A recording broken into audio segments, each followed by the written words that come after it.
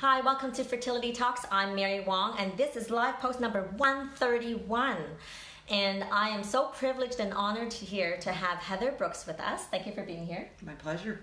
And before we go on to the meat of talking about sperm and sperm donor and in Canada and the process and all that, I'll just let you know who I am, because maybe some of you, this is the first time watching this. So I'm a traditional Chinese medicine practitioner and acupuncturist in downtown Toronto, and I'm the author of Pathways to Pregnancy. I'm a fertility coach, and I've been in this conversation for over 26 years.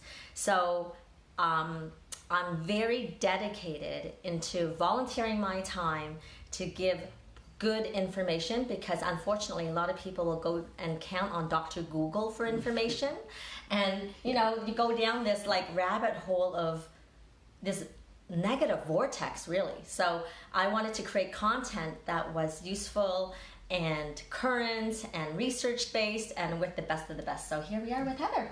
Thank you for being here. My pleasure. Thanks for having me. Okay, so just so you know a little bit about who Heather is, well, she's a registered nurse and has been in the field of reproductive medicine for 25 years, and for 20 years has been importing and is a distributor of donor sperm, working with clients and fertility clinics across Canada. And you actually have a bit of a fertility story to tell. So I'd love starting with our own private journey. So, and I myself had a fertility journey, but it's all about you today. Well, my husband and I had some struggles at the beginning when we wanted to try and create our family. He had a male factor fertility, I had a female factor, so IVF was the only way we could go. How old were you at the time? Everybody likes to know. I started my journey when I was 29 and had my son when I was 34. Okay. So it took us almost 6 years to get him. But he's been the joy of my life. We did 4 IVF cycles after him, trying for a sibling. Wow. And then we did 2 donor egg cycles with my sister, but nothing. Oh my goodness. Yeah, so it was about a full decade of my life dedicated to trying to have my family. So I hope this is not going to discourage you, and hopefully you won't have this kind of a lengthy process. Well, that's where the obsession comes into it, I mean, some people just get obsessed with carrying on, and I think that's the million-dollar question, is when is enough enough? Absolutely. And I was there because it took us 6 years to have our child, right? So it was not a easy go either. Right. My story is different, and you can find it in my book, Pathways to Pregnancy, because again, we're not going to talk about that today. So, why did you start doing this? Tell us a bit about that. Well, I think being a registered nurse and working already in the industry, Health Canada changed the regulations in regards to third-party reproduction, and it was a very, really tough time for everybody, because basically all of the sperm banks in Canada closed down during that time, so there was no access to donor sperm. Many of those sperm banks were hospital-based programs, right. And then when Health Canada finally wrote the regulations, a lot of the sperm banks decided that they weren't going to work under the reach of Big Brother of Health Canada. So there was an opportunity to bring in an import, or to bring in a sperm bank from another country, and so I worked with a sperm bank, brought them into Canada, and became a formal distributor. And then over the course of the years, brought in a few other sperm banks. And so this is solely, I'm assuming, US based, right? They were US based. One was European at the time. Okay. But then, worked with them over the last 20 years, and it's been a real privilege to be a part of people's lives on that level. Absolutely. I mean, there's so many ways we can discuss this, right? I mean, one of the first things is like, ooh, is it okay to bring sperm in? Like, does it go bad? No, there's no shelf life on anything that's cryopreserved, so. Right, so cryopreserved meaning frozen, right? Right. And so I guess then, who are your clients? So people that access donor sperm are heterosexual couples that have a male factor fertility, single moms by choice who just need access to clean, healthy sperm, and people from the LGBTQ community. Right, and you know what? I see all 3 of those communities, and it's very common, I'll say. And but going into it, there's always a hesitation, right? I mean, it's not like your preference right from the get-go, especially if you're a heterosexual couple, Right. and you find out shockingly that, oh my goodness, there's something wrong. So some couples are know from the get-go, like there's an initial diagnosis of male factor infertility. Right. Others will do their own treatments for a while, and then the doctor may recommend that they use donor sperm because it's just not going to happen using the partner's sperm. Right. So it's a real, when you get hit with that diagnosis, it takes a while to get over that in terms of accepting it, especially for the men, I think, because they're so driven by their hormones in terms of, I may not be a man if I don't have enough sperm, Right. which is not true. It Right. takes more than sperm to be a good father. So I think Or to be a man, right? Oh, I mean, absolutely. The persona of, oh, I am virile, I am strong, I Yeah. am man, right? Yeah, exactly. There's a lot more that goes into it, but that seems to be a guy thing. So Yes. right. So I think if they start to look at it, I mean, first of all, I think there's a grieving process that they have to go through, that they're not going to have their own biological child. And then I think if they can, with the help of counseling, I think that's a very important part of third-party reproduction. Absolutely. Because there's a lot of emotions that go along with it. How am I going to interact with a child that's not my genetic child?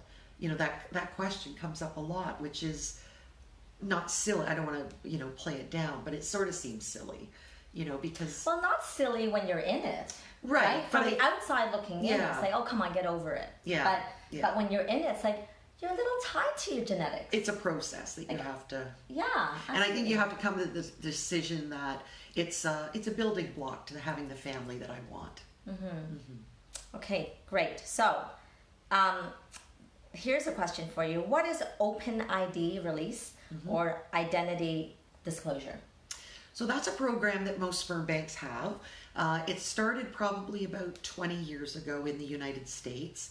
The premise of the program is that you must register for the program when the baby is born. The information is held confidentially by the sperm bank until the child turns 18 years old. And at that point, they can come back to the sperm bank, and the donor's identity and contact information would then be released to them. So then a person, again, contemplating, oh, gee, maybe we'll use donor sperm, they might be thinking, do we tell this child from the get-go, or do we wait till they're like 18? Right. The recommendation is always to tell the child earlier rather than later. There's great documentation out of the UK. Dr. Ken Daniels, he's just a wonderful man, have done a number of studies showing that the children that are told earlier in life about the methods of their conception do very well with the information and grow up just knowing why they're special. And yet kids that are told either later in life or maybe find out by accident, their world is rocked. I mean, they've grown up, they have a sense of their identity, and now their whole identity is being blown out of the water. Sure. So now they don't trust their parents, because the common theme that we hear is, that was my biology. I had a right to know, and you kept that from me. So now what else aren't you telling me about? Right. So the trust with the parents is gone, and that poor kid has to now live with that shock and try to come to terms with it over the rest of their life. Absolutely. So then I guess the next question then is, let's say you tell your child, but then maybe you want it confidential from other people. Right? Does that happen where, they may share with the child or close family members, but then keep it more private when it comes to other people? Well, I think that's always one of the questions I get from clients, that, well, what if my little one goes to school and starts telling everybody I'm donor conceived? Right. And, so I guess that could happen. I mean, when I was a little girl, it was always in the house talk. You didn't share in the house talk outside. Not that there was anything wrong with it, but it was our private information. But there's tons of support and resource materials out there about how to tell your child, when to tell your child, what vocabulary to use. So I would hate for anybody to think that there's no support out there, because there is. Absolutely. And there's little children's books, right? So you can actually just leave it to the books. Yeah. Well, and websites. My go-to website is the Donor Conception Network out of the UK. Oh, okay. Yeah. Fabulous organization. I was in the UK last year and met some of them, and their kids even. And it just warms your heart, because they're so warm and welcoming and open and loving, and I mean, if the world could be like that, it would be a beautiful place. Well, and I love that you're speaking and addressing this, because really it's about normalizing this and not just keeping it in silence, right? So like it's shameful. It's much more prevalent than people would think.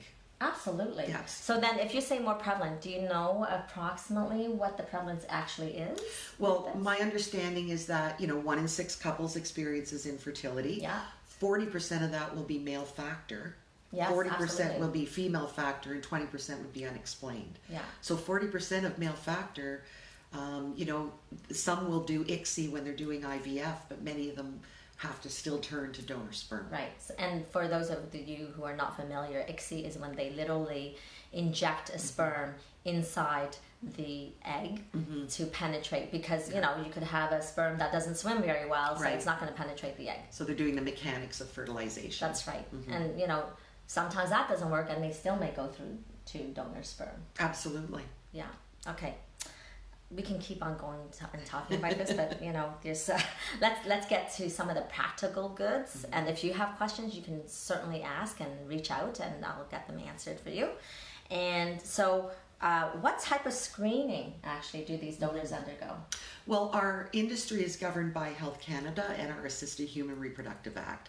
So in the semen directive, there are very specific questions that must be asked of the donor when they're screening the donor. There's also certain testing that must be done. So Health Canada is concerned about transmissible diseases.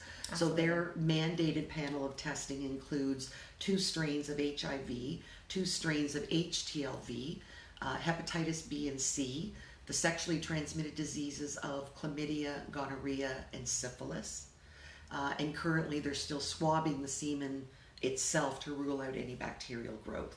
Right. So when you go to a donor bank, that means they've already been pre-screened. They've gone through the whole process, versus, because I wanted to add this about people that use known donors, like let's say, my brother or brother-in-law or friend or what have you, right? So if you actually use a donor that they have to go through this stringent testing, right? And that takes time. Like, how long would that take for them to go? So Health Canada considers a known donor still as a donor. So they must go through the regular processing and screening. Many of those men will not be accepted with the criteria that they have. Like, they wouldn't be accepted into a sperm bank program. But through the known donor program, they could still be accepted. They have to process their samples. They have to be quarantined for a minimum of 6 months. Then they have to bring the donor back in, have another set of testing done. If all those blood results remain negative, those units technically could be cleared for use. But because that known donor didn't meet the screening criteria to be a donor, they then have to go through the DSAP program with Health Canada. So what is the DSAP? And DSAP stands for Donor Semen Special Access Program. So it's a program Health Canada set up whereby you can apply to use donor sperm that wouldn't otherwise meet the Health Canada regulations. Okay. So of course, when I think of this, I'm just imagining being that couple and, finally surrendering to the use of a donor, and then having someone that they know, but then it's like, oh my gosh, it's so long, right? Right, and that's what will hold off a lot of people, is that 6 to 8 months wait, because most people want to get started right away. But some people do use known donor, they feel that strongly about it. However, I think that what goes along with known donor is you must have counseling and legal advice. Absolutely, and I was going to bring that up in there for sure, because you're going to definitely want legal stuff. So let's say it's like your brother. Well, what if after a while, you had a donor conceived child and it's your brother that you use. Let's say you're a single woman and you use donor eggs, and then you use your brother's sperm. I have seen this happen, by the way. And something happens between you and your brother, right? You have to have legal counsel to make sure things don't go awry, right? Yeah, very true. I've heard a lot of stories. Oh, I'm sure. Yeah. I'm sure. Yeah. I don't know if we want to get into them. Well, no, just one that was actually in the news a few years ago, probably about 8 years ago now. I got a call from a journalist who was saying that there was a same-sex couple out in BC, had used a known donor, had a legal contract, etc. and everything was fine. But then they went on to have the baby, and the donor actually looked at this little baby now and went, oh my God, that's part of me, and now wanted to have access. Right. And so it actually went to the court of law, and I believe that they ended up having access. Okay, but so it worked out in a good, positive way versus... Well, I don't know if the same-sex couple felt that way, because now this known donor had access to their child as, and was co-parenting at this point. Right. So I don't know. It's a wild, wild west out there sometimes. It is true for sure. And I do know a couple a same-sex couple, and they actually did it on purpose, where the donor then had access, and they were co-parenting, and it was good. Yeah, absolutely. Yeah. There's different relationships that happen, yeah. But I still think it's important to have that legal counsel and the counseling. Yeah, for sure. So if you want to look at some of the pros and cons about using known versus unknown donors, check out my book. I actually go through that. And again, there's lots of other resources as well, but my book has it, okay? So, what are some of the emotions that people experience when deciding to use donor sperm? We kind of touched this up. Yeah, I think for heterosexual couples, we've talked a little bit about the guys. Single moms by choice. You know, as women of the 80s, we were told, you know, get your career and get stable and whatever before you have your family. We know now that was probably not the right advice, because our eggs age with us. So here we are at the age of 40, we're stable, we have, you know, a great job, we can afford to have a child, sort of thing. And now my biology is working against me. So there's a lot of women that start the single moms by choice route. And I think the emotional impact sometimes is, how will society view me?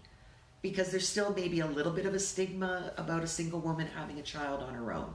So I think it's super important to have a great support system in place. I've worked with many single moms by choice that their families are fully supportive, but they still wonder how they're going to talk to their child about why there's no, you know, dad in the picture.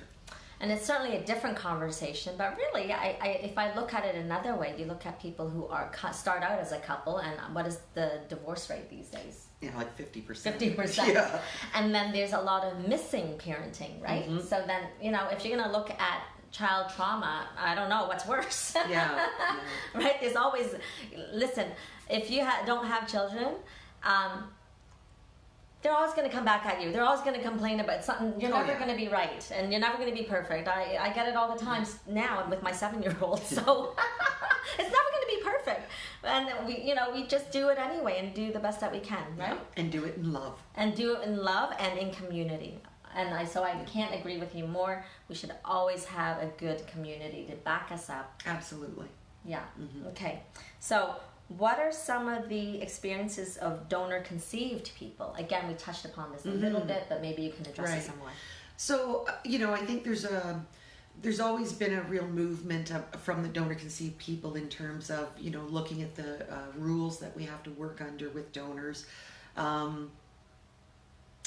So I think that's where, you know, we need to listen to the experiences of donor conceived people, and, you know, when were they told about their methods of conception? How did they find out? What was the impact?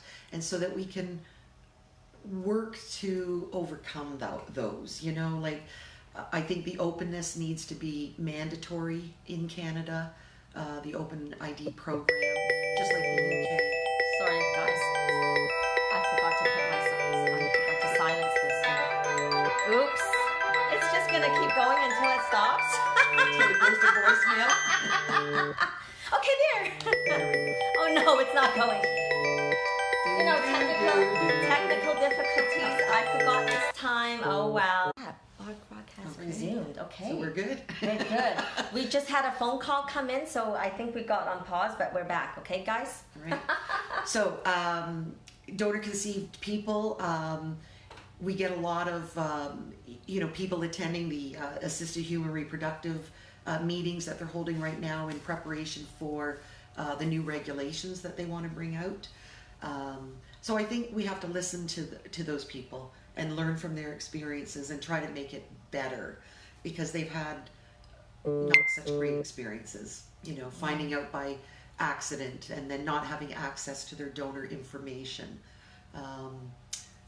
We have to do a better job going forward. So then this brings me to ask you, well, who was the first, or how long ago was the first donor conceived child? Well, commercial sperm banks have been around since about the mid-70s. Okay. So through a commercial sperm bank, but people have been using donor sperm, interfamily, Oh, absolutely. no donor, like That's for hundreds right. of years. That's right. Absolutely. But mid-70s for commercial sperm banks. Okay, mid-70s. But, which changed the lay of the land, because when you were doing it privately in your own home, that's a whole different ballgame. Right? Absolutely. So, and that's definitely private. Yeah. So now when you're using a donor bank and there's more counselors involved and there's so much more data to advise you, I think that's better. Yeah, I think so as well. For people that are going to be open with their child and they can share that information with their child at some point to say, this is why mommy and daddy chose this helper, because on his profile it says, he wants to make the world a better place, he's a good person, he's well educated, whatever. So, yeah. And so then talk about the process of looking for a donor. So many of the banks will have their websites with what they call donor listings, and it will give a short bio of the donor, and then you can look at full profiles, which may or may not include baby and or adult photos. Some of them will have a message from the donor. Others will have staff impressions, so somebody else sort of giving a third party their impression of what the donor is like. Okay. So there's lots of information available about the donors now. Right. But again, it is self-reported because of the privacy laws in the States and in Canada. We can't ask to bring in their medical records. So that is self-reported, which sometimes, people don't feel comfortable with. However, there's, a lot of the sperm banks now are putting measures into place to verify educational records. They might be doing police checks on the donors when they enter the program, drug screens, that type of thing. So they're aware of what the issues are, and I think they're trying to better that process as well. But again, until the governments mandate that they have to obtain certain information, it's really up to them what they get outside of what's mandated. Right, okay. And I remember some patients will say, oh gosh, like I see that, as you say, some baby pictures. Some places, and I guess different clinics do it differently, and some places it's literally just seeing a nose, seeing a mouth, seeing eyes. Yeah. So it's not like the full shot of the person. Yeah. My thing is when you put that all together and he looks like a gargoyle, it just doesn't work for me. Sorry. I know I can't. No. But people are looking for certain attributes, right? So, yeah. But I think with the way that genetics is working right now, there's no more anonymity in the world. I mean, we've got 23andMe, Ancestry.com. That's right. There's people that are swabbing their little ones' mouths and sending it off and learning that there might be a grandmother of a donor that they could access for information. So there's lots of stories out there like that it's I think the sperm banks ask the clients to respect the privacy of the donors and work under the confines of the Open ID program. But I think with people that purchase donor sperm, there comes also a bit of I have a right to know. And so I'm not waiting until I'm 18. I'm taking matters into my own hands. And so there's a lot of stories out there now that people are finding their donors and approaching them when the children are smaller. So why do you think these donors are donating?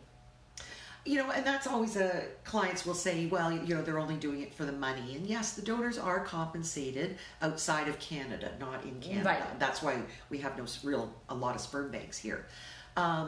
But really, the amounts that we hear about are usually about $100 to $150. So it's not. I think it should be looked upon more as an incentive to maintain a healthy lifestyle. Because again, if you're out there partying and carrying on and smoking a lot of marijuana and drinking a lot, it's going to impact the quality of your samples as well. Right, and then they won't accept it. And then they won't be accepted into the program. Oh, that's a good perspective. As well, the donors, every time they come in, they have to attest to a number of documents as to their identity and health questions, etc. They usually have blood work drawn, so they're getting stuck with needles. They have 2 annual physical exams every year. So it's not just come in, produce a sample, there's your cash. Right. Good point, because then they'll enhance the quality. There's something at stake there, so they'll actually watch their health. Absolutely. Right? I think, there's always been public perceptions and a bad stigma about sperm. So I think, a lot of people think we stand on street corners and go, psst, hey buddy, want to be a sperm donor? As well as it's just, here's your cash. And it's not like that. It's a very highly regulated industry. But yes, there is room for improvement. Very interesting. I love this. Okay, highly informational. So if there's anything that's missing that you want to add, or any advice that you want to give to those that are perhaps maybe toying with the idea, what would you say? I would say visit a reproductive health counselor. Let them work with you to work through your feelings and your emotions. And then they can usually refer you to somebody that you could work with in terms of consulting and to find a donor that would be suitable for you. But I think the counseling is definitely a plus. Absolutely. Yeah. So again, because if you're on the fence about, gosh, should we do this or not? Or... Well, and even how to respond to your family members.